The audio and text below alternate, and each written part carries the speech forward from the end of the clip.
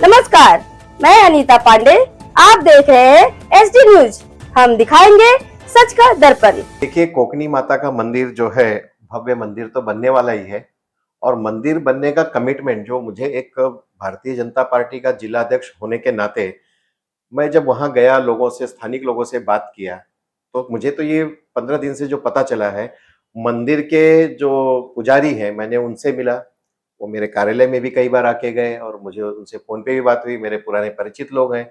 वहाँ के स्थानिक जो रहवासियों, जिनका घर टूटा है, जिनका घर डेवलप होकर के मिलेगा, सभी लोगों ने कहा कि नहीं, हमें तो डेवलपर भव्य मंदिर बना के दे रहा है, हमारा एग्रीमेंट हो गया है साल 2 साल पहले।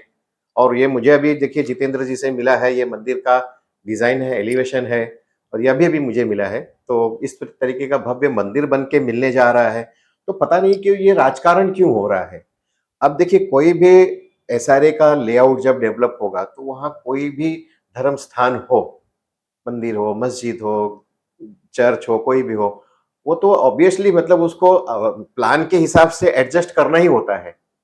और यही बात थी उस दिन जब विजिट करने के लिए आमदार सुनील प्रभु जी थे, पुलिस डिपार्टमेंट के लोग थे, एसआरए के लोग थे, वहां सारे नेता लोग थे। तो एक कोई मुस्लिम बंदा सिराज शेख नाम का था, उसने वो विषय रखा कि अरे भगवान कहाँ जाएंगे।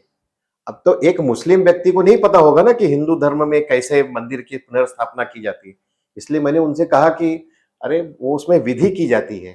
अब विधि में 2 प्रकार होता है, जो मैं अभी तक जाना हूँ, मतलब जो पंडित ज्ञानी लोग हैं, उन्हीं लोगों से पता चला है कि कुछ लोग मूर्ति जो होती है, विधि करके वहां से हटा के विसर्जन कर देते हैं, या कुछ लोग उस मूर्ति को चावल के इसमें बोरी, मतलब एक सिस्टम ऐसा करते हैं, उसमें अनाज में दबा के रखे रहते हैं, उस मूर्ति को फिर से पुनर्स्थापना करते हैं। तो ये विधि बताने के, मैं सिर्फ उसको इतना ही मैंने कहा कि एक विधि होती है। और जो मैंने 1000 शब्द वापरा, तो 1000 शब्द ऐसा नहीं कि मैं यहाँ की बात कर रहा हूँ ना, पूरे देश की बात कर रहा हूँ। आप अगर काशी कॉरिडोर, काशीनाथ, काशी विश्वनाथ कॉरिडोर की बात करें, आप जाइए वहां, पहले के देखो, अभी के देखो, तो कितने मंदिर वहां हटाएंगे। गुजरात में हो या किसी भी स्थान पे हो, जब डेवलपमेंट करते हैं, सड़क का विस्तारीकरण होता है या किसी क्षेत्र का विस्तारीकरण होता है, तो उस विस्तारीकरण में जो मंदिर, मस्जिद, जो भी कुछ होता है, वो हटाया जाता है, उसका पुनर्स्थापना कर किया जाता है। और यहाँ मैंने देखा, एग्रीमेंट की कॉपी मैंने पढ़ी है। तो सर, ऐसा कोई कौन सा शब्द था जो धर्म के नाम को लेकर के इतना विवाद मैं तो होने वही कह रहा लगा? हूँ कि उसी व्यक्ति से पूछो कि वो क्या कह रहे हैं। मैंने जो शब्द कहा कि ऐसे हजारों मंदिर जो है पुनर्स्थापित किए गए, शिफ्ट किए गए, उसकी एक विधि होती है। आप ही बता दीजिए, यदि इसमें मैं गलत हूं तो बताइए, पूरे देश में ऐसा हुआ है कि नहीं हुआ है, होता है कि नहीं होता है। अगर मैं गलत हूं तो फिर आप बताइए कि आप गलत बोल रहे हो। कल के दिन जब ये रुद्राभिषेक होगा, तो धर्म का कार्य है, ये तो देश के हर कोने कोने से भी व्यक्ति कहीं भी जाके पूजा पाठ कर सकता है, किसी को रोक टोक नहीं है, ये पूजा का काम है। लेकिन उसके पीछे जो लोग आते जाते हैं, क्या कर रहे हैं, या आप पता लगाइए कि ये लोग वो स्थानिक लोग हैं या बाहरी व्यक्ति हैं, या इस इशू में कौन आगे में घी डालने का काम कर रहा है, ये आप देखिए। देखिए, कल की ही बात है। कल संदीप त्रिपाठी जी और उनके परिवार के लोग मुझसे मिले थे, और ऐसा पता चला है कि उनको धमकी तक दी जा रही है।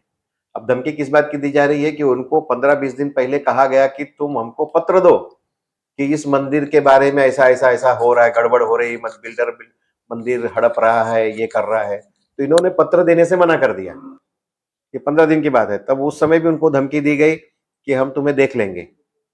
और कल की भी बात है, तो उनको फिर से धमकी दी गई कि तुम अपने आप को बहुत अकलमंद समझ रहे हो, तुमको समझ में नहीं आ रहा है। और मेरा नाम लेकर के उस धमकी में कहा गया है कि तुम बार बार जो है डीजीएस और ज्ञानमूर्ति शर्मा के चक्कर में पड़े हो, तो तुम्हें बर्बाद कर दिया जाएगा। तुम्हें जो है, तुम्हारा घर कैसे पात्र होगा मैं देखता हूं, तुम कैसे उस मंदिर में पुजारी बने रहते हो वो देखता हूं।